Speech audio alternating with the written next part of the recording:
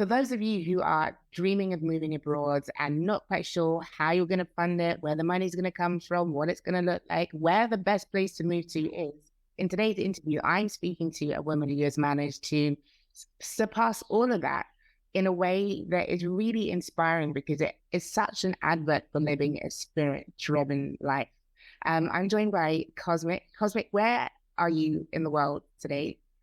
I am in Anamuya, Dominican Republic. Awesome. And so what led you to the Dominican Republic? Was it a destination that's always been on your radar? No, the spirit led me here. I literally was planning on going to Jamaica. At the time, I had a staff member that I was like, you know what? You held me down in my influx. Let me take you on my next trip to Jamaica. And a month before that, spirit was like, don't go back to Jamaica. You've been there so many times. Go somewhere different. And so I was like, okay, where? And, Costa Rica, Belize came up. And then it settled. Like, I know Spirit's voice very well, and Dominican Republic came up. And I remember being like, where is the DR? I remember going on YouTube, typing in DR and vlogs just to get an idea of what was there. I was like, okay, the Caribbean. I talked to my staff at the time. It was a free trip, so she was down. And so we went out there, and I ended up meeting my husband, the father of my children, there, and we started a relationship and later got married. And I thought that I was there to have my family. And of course, 3 years later, I realized there was something very much deeper. I was here to create the first sacred space headquarters. So just following spirit, not knowing what the purpose was, but knowing that it was calling me to be there was enough for me. I love that. Ended up being bigger than I could have ever imagined. Yeah, I love the way in which that happens when you're just open to the process. It's amazing that what comes through is wilder and bolder than you could ever even have imagined. So tell me more about DR, because I don't know that much about it either. What is the Dominican Republic like? The things that I've learned about living here, which coming from the United States, was powerful lessons from the universe just by being in the presence of the culture and the people. The culture for me, I love what I love and appreciate about them is this is the slowest moving culture I've ever been around, which for me is a compliment because I experience purity on a day-to-day basis. If I'm lost, if I need something, or if I'm walking around looking good, baby, I will know and have my community right wherever I be, because that's just how they're not moving so fast, so they're not missing as much. They're really present. And so honestly, other than, lower living prices, it's fresh fruits that you can have on your land, and the possibility of self-sustainability being a little bit more feasible for me. Awesome. The governmental structure, just the typical ways of life are a lot more peace than I've ever experienced. And so this is why this is actually my headquarters. This is my peace site amongst the Sacred Space Village. So, when you start at peace, you can really open up the other virtues and the elements. So that's what I appreciate about DR is it slows me down long enough consistently to just always be a listener to spirit. I couldn't do that. I was so egoic when I was in the US because I was moving. How are you always moving and listening to God? It's not possible. So here it's possible, and it's the perfect site for the first sacred space. Just give me a bit of background in terms of the space. What's your vision? What's your dream intention for the space? Yeah. So this is all God's working. Trust me, if it was my dream, I would have been off fucking grid 3 years ago when I bought the land. And baby, y'all gonna have to fend for yourself. So I want to make that very clear. I am a shaman, I am a spirit guy, and I am spirit driven all the way. So that's important to say. Because sometimes it is your dream. My dreams, I have my own set of dreams, but this is my purpose. Okay. So allowing, when I first got the vision, it was when I was young, but I only got the call 3 years ago. Okay. So I wait, I hear, I'm constantly getting transmissions all the time. I always hear them, but I wait for the word go. So 3 years ago, literally, I had my second child, Cosmic King, my first son. And after I had him, literally COVID began and everything shut down. And then I got the call about 6 months later it's time to get land. And I was like, God, it's time to get land when the world is shutting down. Wait, are you, because you have picked about, I mean, are you playing? Wait, God, it's time to get land after I just birthed my second child and I'm going through a separation from my marriage. Oh, God, you said get land when my retreat business disappeared in one day and you said go on a virtual, which I had never done, subscription based. Okay, okay. And not only my downloads have always come, not just with the download, the blueprint. Like I'm a curriculum creator. I can create curriculums for a year in one day because that's one of my gifts. And so this started with that seed of go 3 years ago, based on a vision that was planted almost 25 years ago. And so when I got that call, it was a matter of just showing up. God told me who to talk to.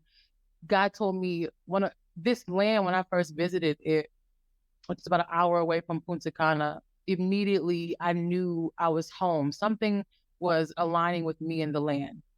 Fast forward again, I followed Spirit every step of the way. Ended up making that money very quickly, manifesting just by following Spirit. And then I got the land. And so the vision was always to be a safe, healing home. I didn't want to put on any presentations. I didn't want to sell retreats. No, you're coming into a home of people that live like this. We're not acting. We actually pray for each other. We actually love each other. We actually nourish our bodies with foods that are healthy when no one is looking. We have integrity. So you're coming into a vortex of love and integrity. And so the funny thing, sis, is I had never seen it. I had only seen people that was doing retreats, these destination in Bali's. You look all good. You be, dressed to the nines, and that's all I saw. Which no shade, no tea, girl. I love them because we do need to do that.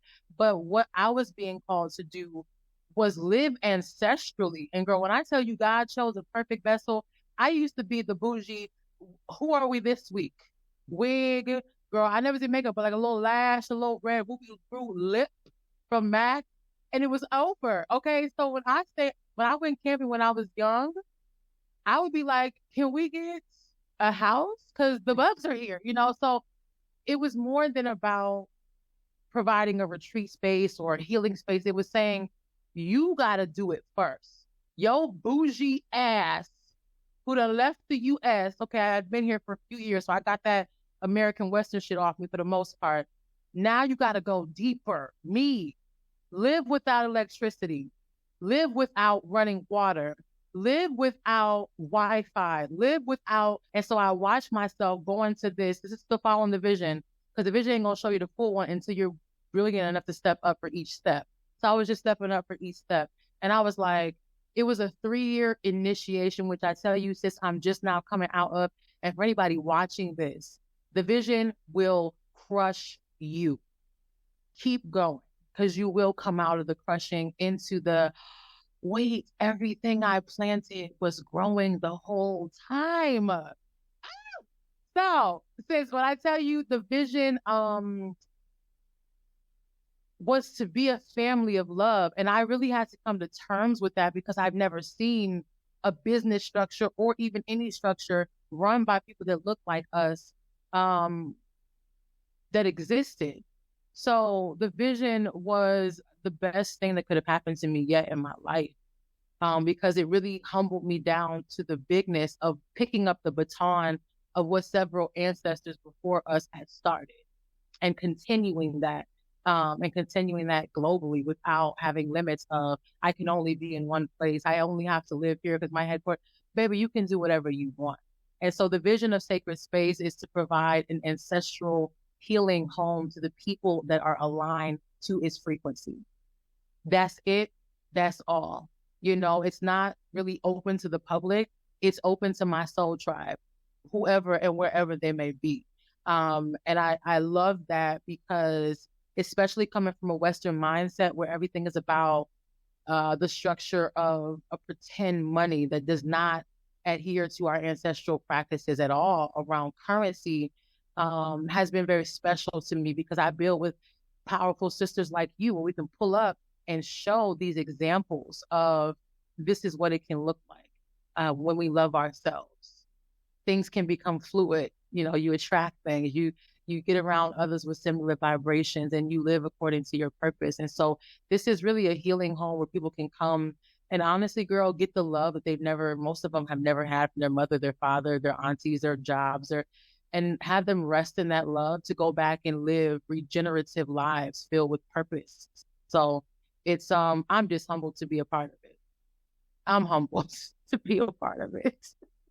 Yeah, and I love that it seems to have been a journey for you. So if your default setting was something other than being slow and peaceful and in flow, what was it like for you to have to adjust to a reality of an environment where the pace is totally different? Was that an easy switch to make, or was it a process of shifting towards that? It was a process up until the point that the slavery mindsets wore off, and then it was easy. Like, I remember me being like, when I walk in the motherfucking door, I need to be serviced. Why are y'all not having it? And then I went from, and literally being like, y'all got me fucked up. And making a scene. And of course, everyone is around, chill as can be. And here I am. And of course, they end up loving it. I was like the reality TV. They're like, oh God, Queen J she's tripping again. I'm like, yes, turn the cameras on. But I remember the time period where I was here long enough, because before I was coming, I was going back, coming and going back. Then I brought my retreat business here. And then I got the land and I stayed here. So I realized that the longer I stayed, the magic was able to move until it got to a point where I was no longer trying to bring my westernized mindsets into an environment that ran off of peace. They couldn't coexist. I either had to surrender to what I was around, or I will be combating and fighting the entire time.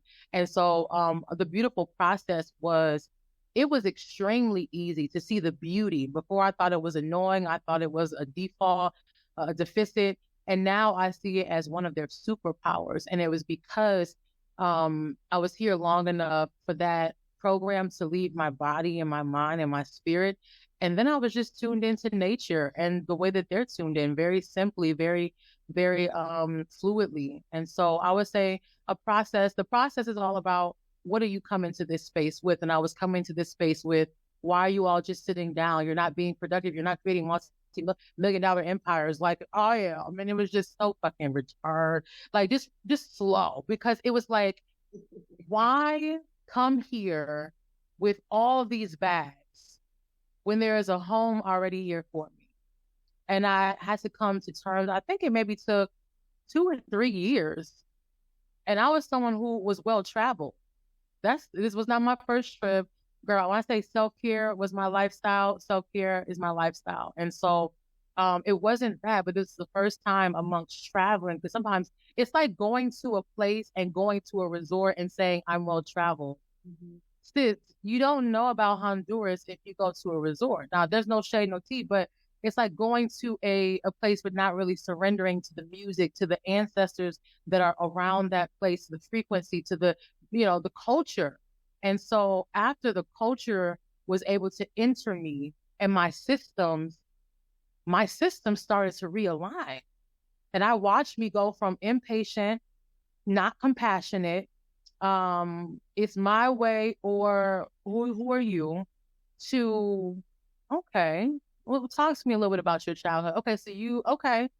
Well, I understand how you could think that. I definitely don't come to, and just completely stripping that, and particularly in dating, it took me from being so combative.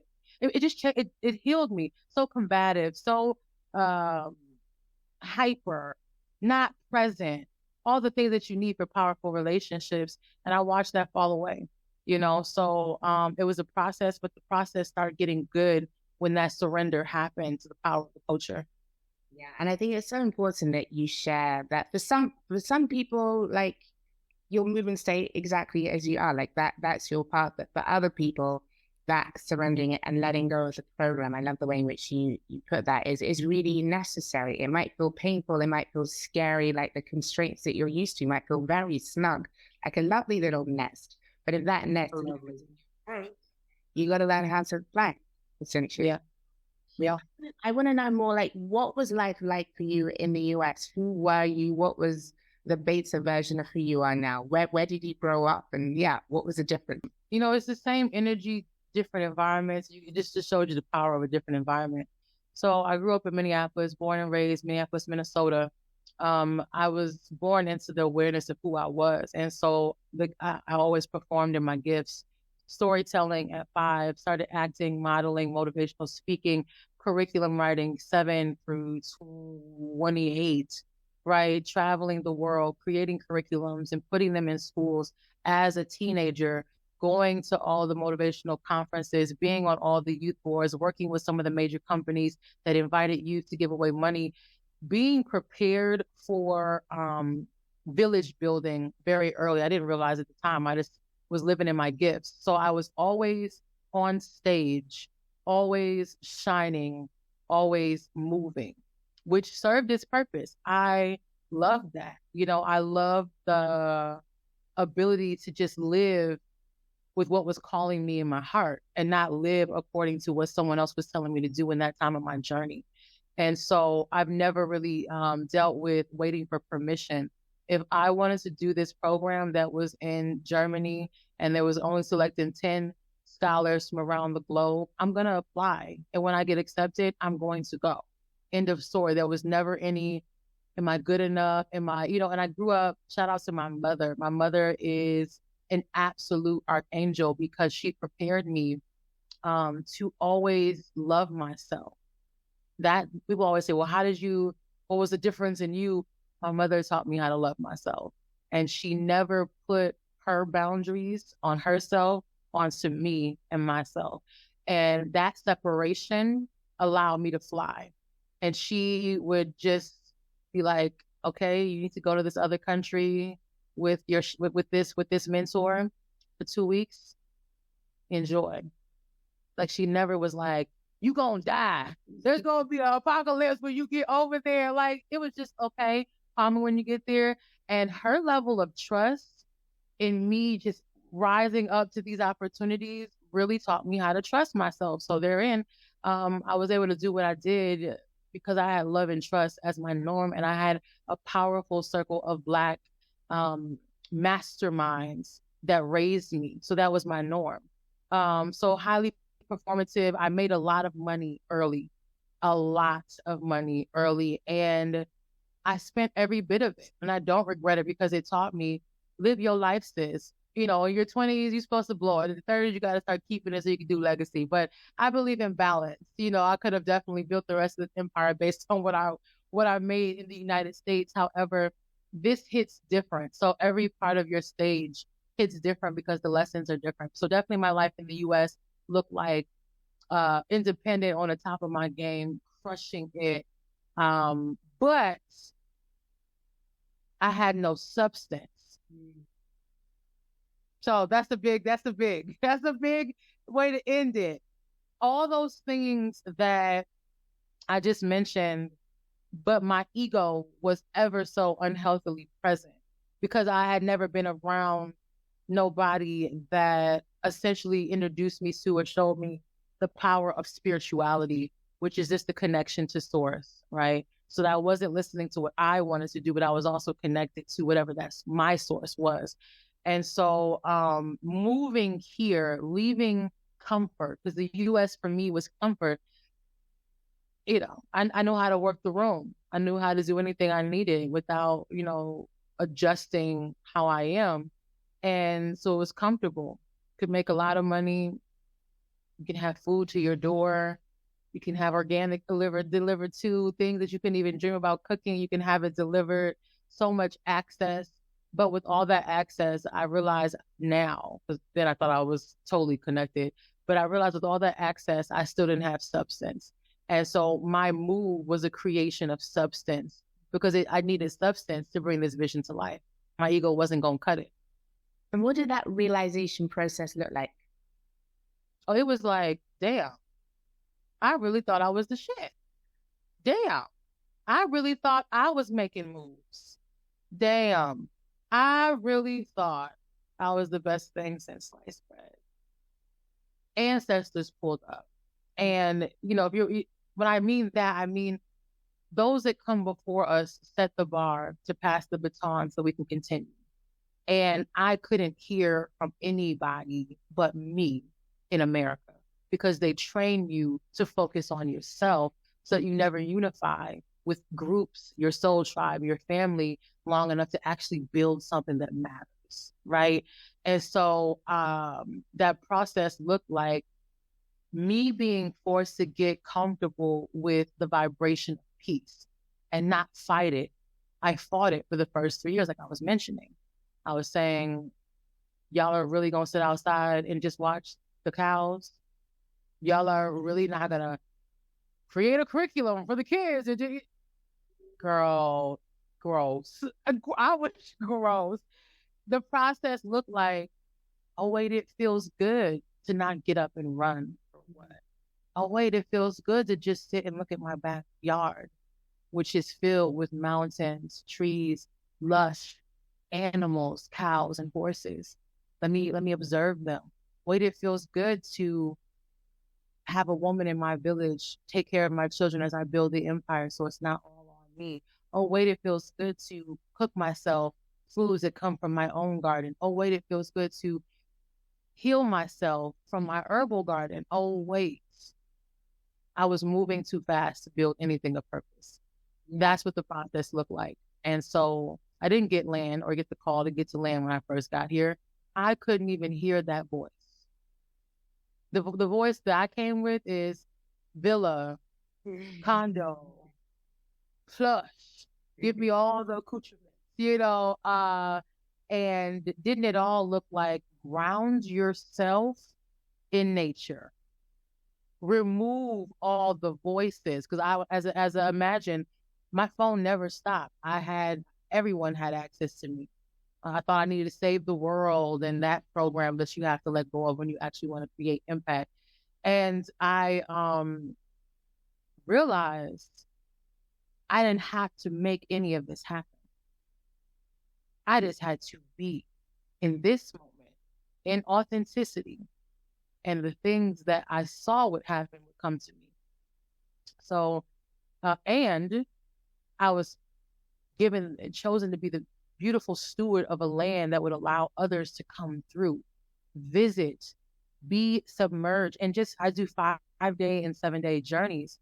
In just those amounts of time, I condensed what my journey was, which was almost 6-7 years of slowing down, doing that in a pocket of 5 to 7 days to elicit the same results. Because when we can slow down and be receivers of love, we can change the world. 100%. And the difference that an environment can have in shifting your state of mind is so huge. And one of the things that I always remark upon is that sometimes when I'm doing consultation with folks and they're sort of trying to map out what they want from their new life or what they're being led towards, people are so conditioned by the traumas and intensity of their lived reality where they are that they can't even dream. They can't dream beyond what might it be like to do something other than survive.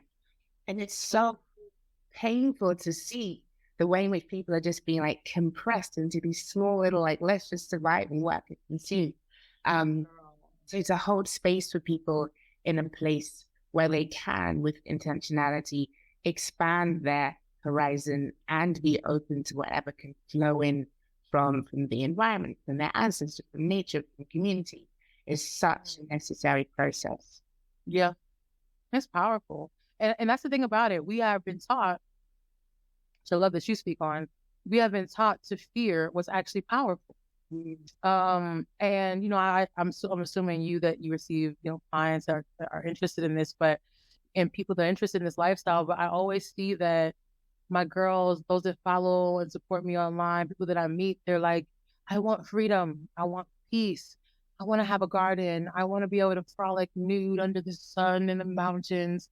And then they come to the fear, and then it's like, that's a thing that we also need to realize is, and this is for anyone watching, if you're thinking about not just the tropics or moving or whatever you're thinking about that really calls you, that you want, take the butt out of the way and make that happen. Like it doesn't have to be a dramatic, move. It might just be booking a trip. A lot of people don't even allow themselves to travel and to love different parts of the globe because it's that fear piece of I can only enjoy what I'm around. That's a very small way to think about things. Baby, whatever you're around, you can enjoy. So let's diversify what we're around. But I see the shrinking, and that's why your platform means a lot to me because even someone watching this, no matter where they're at, this conversation expands the box, which expands the amount of air we're able to breathe, which expands the amount of creativity we're able to create, and the rest builds upon itself because the fear, and this is with anybody, I don't care what race, how you were raised, baby, the fear is in everyone and you have to face it. You have to, I'm sure you face fears and what did you do though? You ran right toward it. I just like the king in my life was like the buffalo, he runs right towards the storm. He doesn't want to wait from it. He deals with it right away. Yeah, no, it's definitely a process. And I have to be like totally transparent in my process that I think, I mean, conscious relocation, intention, etc. There's a lot of work that you can do beforehand, but there is a certain level of reality that some of us might be confronted with in the same way that you are. You move in with one version, and it's actually like, no, it's version B, and accepting version B for me is a program. Yeah. Right, that's what I want. I'm like, what? How does that work? And like really kind of just learning how to get out of the way. As you say, Yeah. so little to do with me. Ultimately, vessels. And yeah, so I totally empathize with. How did you run toward? What was one big fear that you ran into with all of your strength because it was that big when you were in your process? I'm I'm like on the edge of the cliff, sort of like I'm gonna jump. Head first, feet first. Yeah, I'm on the edge yet to leap. And I guess this is just me and my process. I get encouragement from people like you.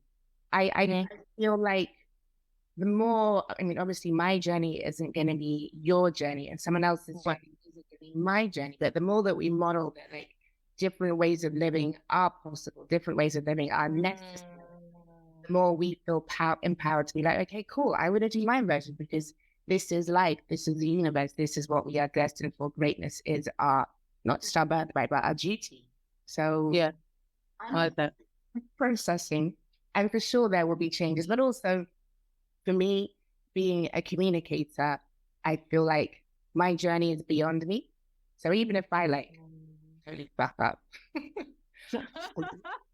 there'll be like thousands of other people who don't, right? So I don't have to do things perfectly. My journey is my journey, and wherever I end up, I end up. But at the same time, that kind of like showing the working out process and letting other people see what it looks like, that they can do what they need to do. So that's kind of, that's what's showing up looks like for me. I love it.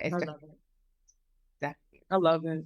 I love it. I love it. And I love, again, these conversations like really bring it down to earth because sometimes people might create all of these demons and monsters in their heads about whatever. It could be a move. It could be, I really want to be where it's warm all year long. Wherever, whatever. I want to raise my children, whatever, homeschool them in nature, whatever your thing is.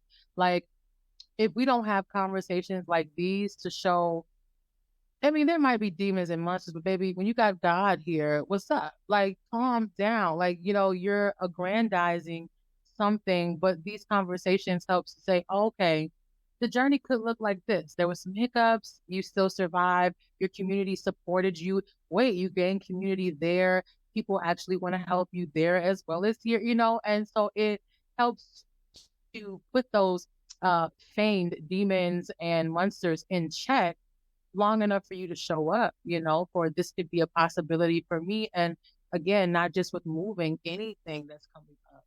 The bigger picture of like how you live in a confined box is a lot more detrimental than how you can live in a free space. So And I think it's also about doing things one step at a time, right? If you had a time machine that took you from where you were 10 years ago to where you are now, you might find it like completely overwhelming. You wouldn't have had the triumphs over the tragedies that like make you look, yeah, like I've been there, done it. Okay, what's next kind of thing. So sometimes you also have to earn your stripes along the way. And I think maybe that's All of them. perfection right now, but there's learning that needs to be done along the way.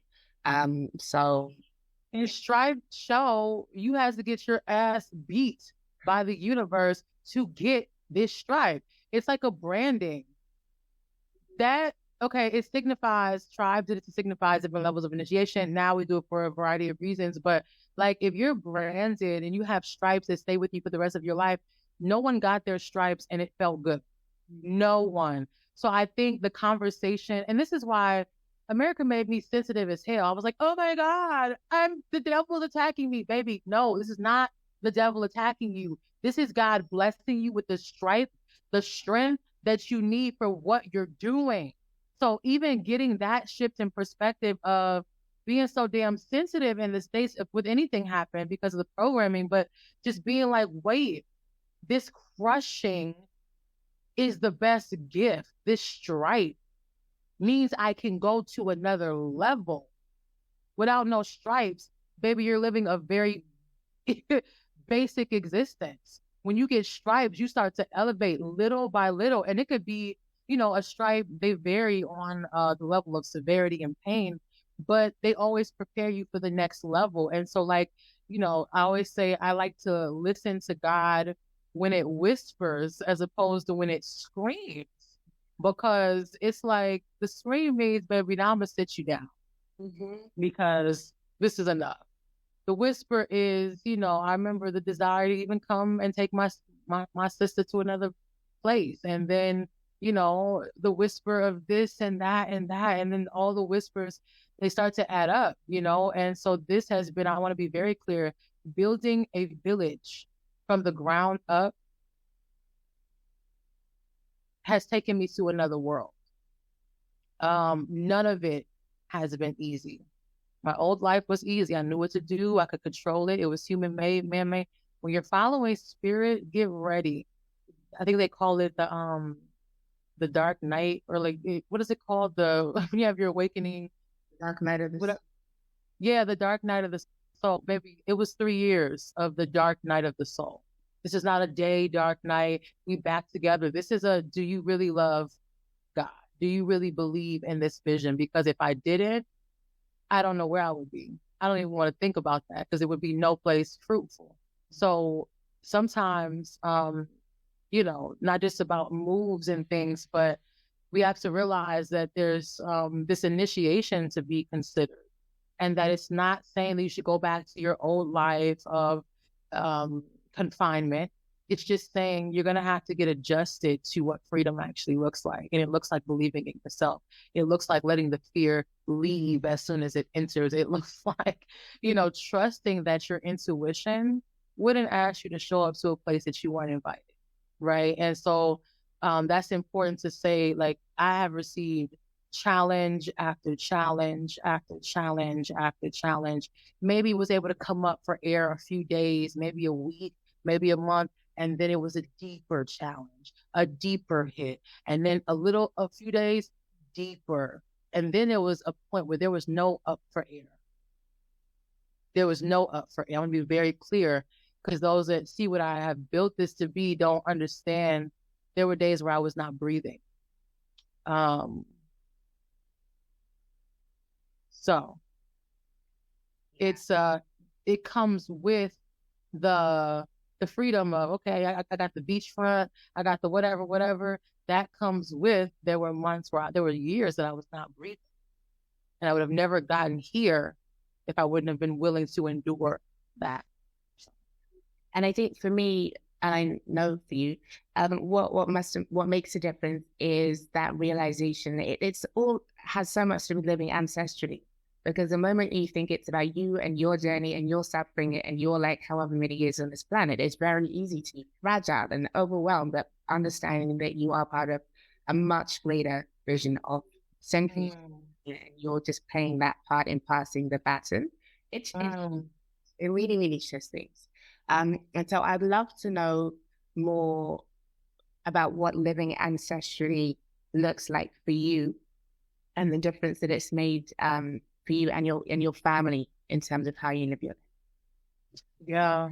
So we are conservative, and we're mindful of how we use Earth's resources.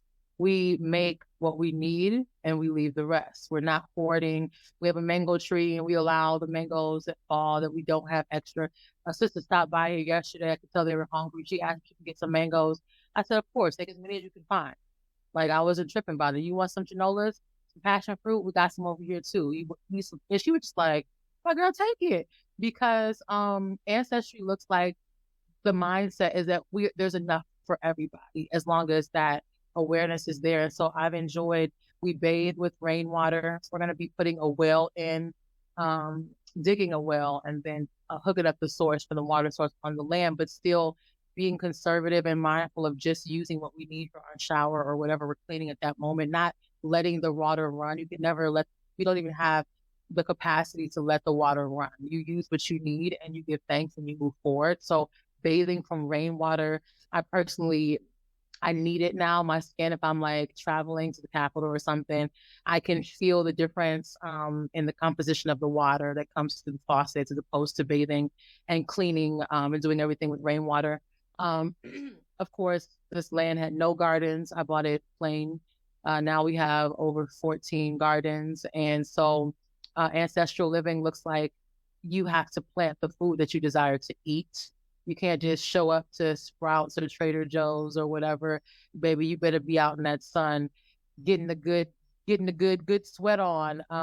In 3 months we'll have harvest. So ancestral living looks like gardening from seed to harvest. Looks, in addition to that, eating according to what we grow. I'm never confused about what ingredients are in my plate that I'm serving my temple or my children's temple or my brothers and sisters that stop through their temples. They'll always be able to say it was grown in the backyard. That papaya took about 1.5 years to make. I planted it last, boom, boom. It hits different. That's ancestry. I have a relationship with every single thing that's growing on this land because we put it there. So that's that. We pretty much at night turn all the lights off. In addition to that, we rise with the sun and we go to sleep with the sun. So sometimes people are like, well, why are your children going to bed so early? And I'm like, baby, the sun is down. That means we need to start resting. We need to take heed and pay attention to what it's showing us. And so looks like following the elements, paying attention to the breeze. I always know when it's going to rain. I ask for it to rain as we depend on the rain for water. It rains within a day or two. And trusting that what you put out in a call will always be answered on time. There's been days where our buckets have been like not enough, and then it rains at that last moment and overflows us. So it looks like having that relationship with the elements to be able to call and command as you need. Looks like our own education system. So I'm raising my children.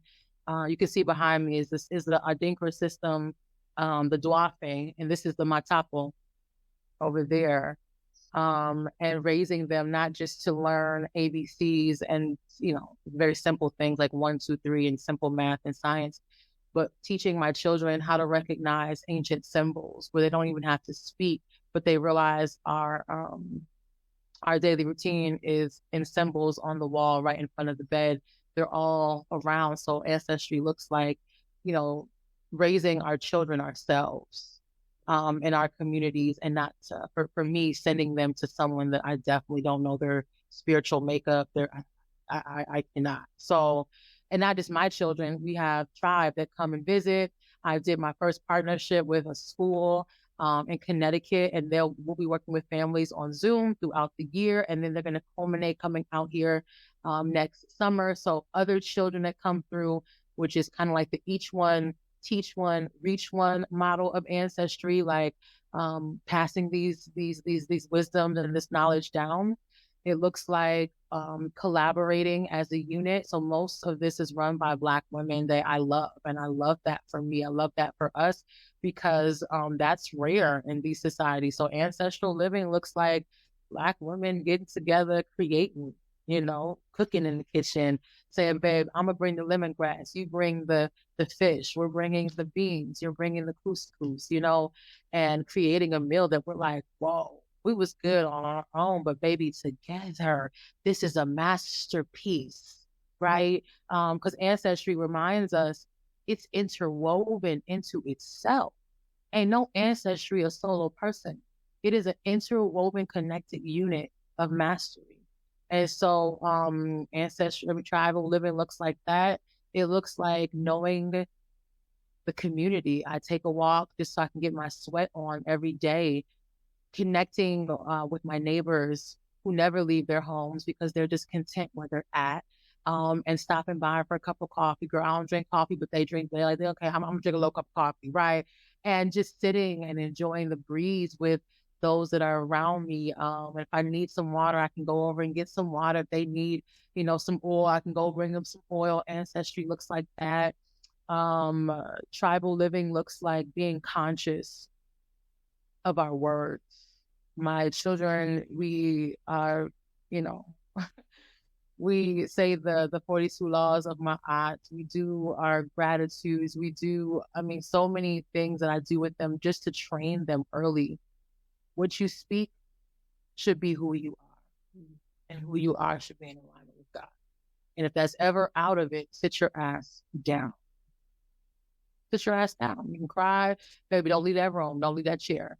Let God fix it. Let God talk to you. Because baby, absolutely not. We don't hit, And so like, it looks like a big thing. And it looks like providing supportive stages for our children as early as possible so that they are never confused about who they are. Our children are out here wilding in this world. So it looks like we didn't create our children. We are the vessel that our children created to come through into this earth, this universe. So allowing ourselves to realize when we nourish these seeds that come with the components already in them, they will grow. It's when we start manipulating and putting them in soil that they don't want to be in, putting them amongst sons that are not, all these things. And then they're restructuring the original design. And so that's very important, is letting our children create with what exists naturally. I always tell like my babies, they just go outside and they create with whatever they find. I don't buy them toys. There are a few that some of my sisters have left, but they don't really use them. They prefer the rocks, the bottle caps, the dirt, the flowers, or more like to create cuisines with the dirt, the flowers, and present it with me as her natural vegan meal. And, and allowing them to have that connection with, you don't have to buy anything to be engaging. You don't have to buy anything to be satisfied. You don't have to buy anything to be happy. What can you find right here, right now, that is enough? So raising children, if not, they'll be like how I was out here in this world, thinking it was about me and crying because I couldn't get my salmon of the month, whatever it is. And so those are some I'm trying to think some huge, we eat very, we drink water for the first part of the day. And then, of course, eating some fruits, the biggest meal being at midday. And then we don't eat dinner. We stop eating or putting maybe some mangoes in the afternoon, some passion fruit, maybe something like that, some watermelon. And then we stop eating so that we can give ourselves a full rest, mind, body, and spirit. So, that takes some adapting to. I had a 4-woman come and live with me for a private program, and it was beautiful to see them adapt as well. And it was also a reminder of how I adapted many years ago. I never got to see it because I was it, and so seeing it helped me to prepare people better for that kind of like underground railroad journey. So that's how ancestry living looks. Completely different than how I was raised. Completely different than how I was raised. Completely different than anyone I've ever seen, friend, faux romantic or not, I've never seen it. And so my this is a fun fact. I've never studied gardening, or did not have any green thumb because I was moving. Didn't have a desire to be green thumb. Like, I'll just get the best food, the most expensive. And I stepped on this land, and my great grandmother Julia, they called her Big Mama, who I'm named after. She was able to enter me with all of those wisdoms, and now I all of a sudden knew how to heal high blood pressure, low blood pressure, anemia, diabetes, whatever, liver problems, stomach issues, skin issues. I've never studied these things. And being on the land, Big Mama Julia was able to come into me, and we were able to meld, and I was able to take on that knowledge and continue to remind our folk now, our children now. So my children know when they fall, or when they have an allergic reaction to something, or they have a bug that their body is fighting, they know to go into the garden and get some aloe, mix some lemongrass, mix our oregano, maybe some turmeric powder, and you create a skin concoction, or you create a tea out of that. They've never seen medicine. So I realized how powerful it would be if someone has never seen something. When you get of age to go into the world, they might want to go to America one day or whatever. Because they had the foundation of what's natural, they will find that to be very odd. Like, I find it to, some things that we just think are normal in the US, the amount of killings, the fact that people are shooting up schools. I came over here, they're like, people shoot schools? Girl, odd. That was normalized when I was there. Odd, even the family structure. I'm raising my children with my sisters, who are my clients. Because if you come to Sacred Space, we are connected, baby. This is not open to the public. This is Soul Tribe, just to get that out of the way. That's why I have an application process. No games, no playing. Every sister that comes through here is an additional mother figure for my children in some way or the other, expanding their capacity to love, because they're receiving all this love and support from just women from all around the world that were attracted here, and their children as well. And so raising them to realize tribe is not only in your bloodline. Tribe is not only in your bloodline. Tribe is in your energy.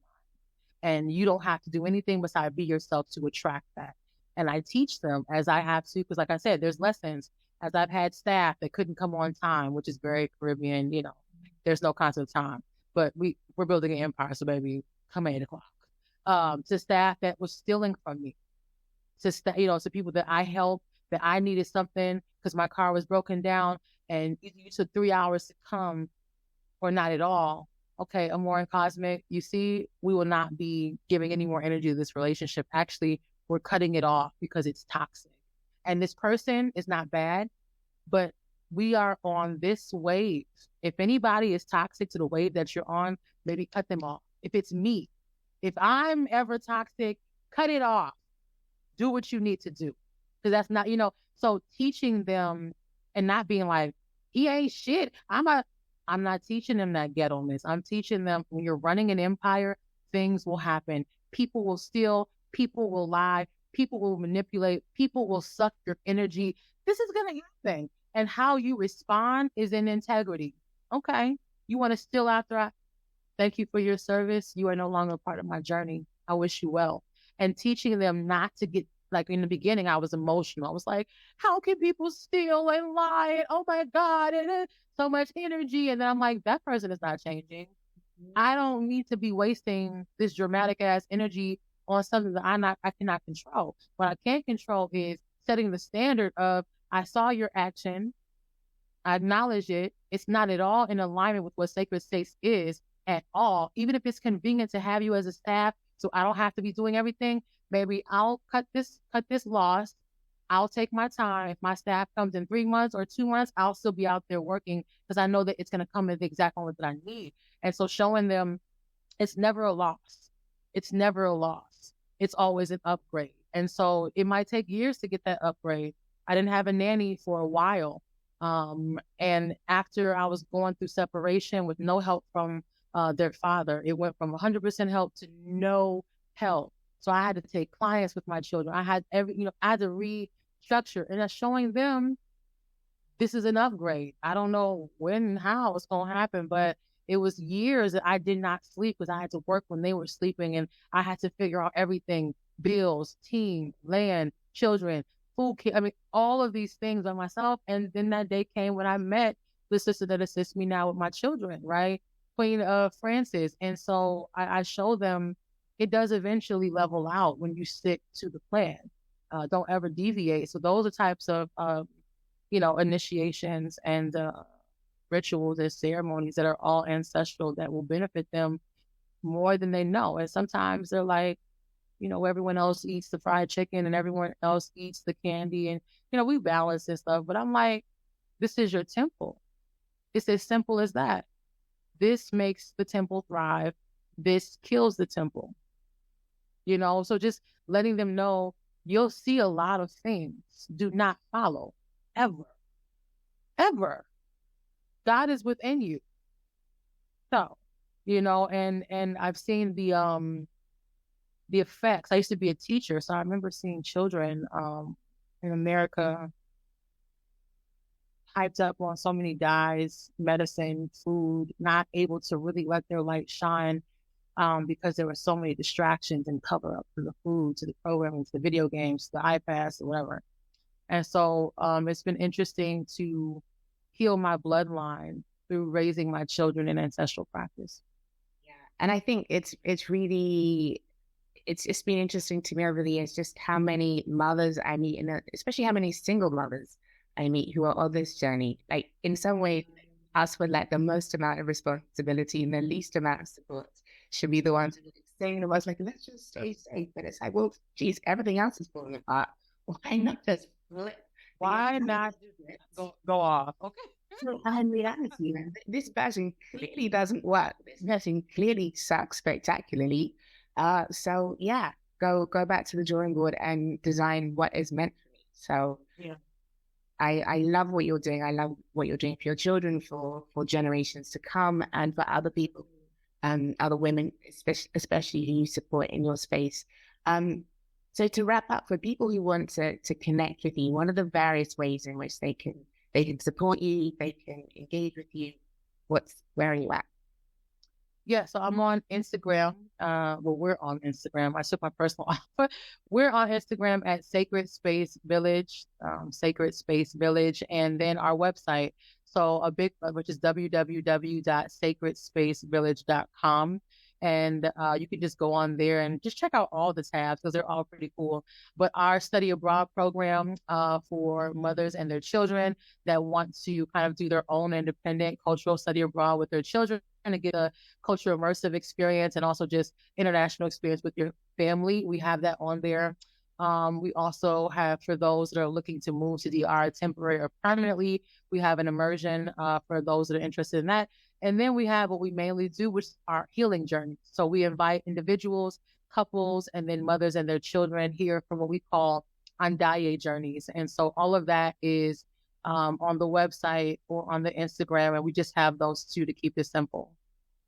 And you can go on and apply. You will have to apply to enter this space because I have built this blood, sweat, and tears. And so we just want to make sure that the energy is aligned, and also what you're looking for, we can provide. So we get very clear about what is your intention for this space, because I know as the vessel for this space, if it's going to be in alignment or if we can refer you elsewhere. Yeah, beautiful. Well, I look forward to continuing the conversation. I have no doubt that we will meet in person, and I'm looking forward for it. I'm speaking it.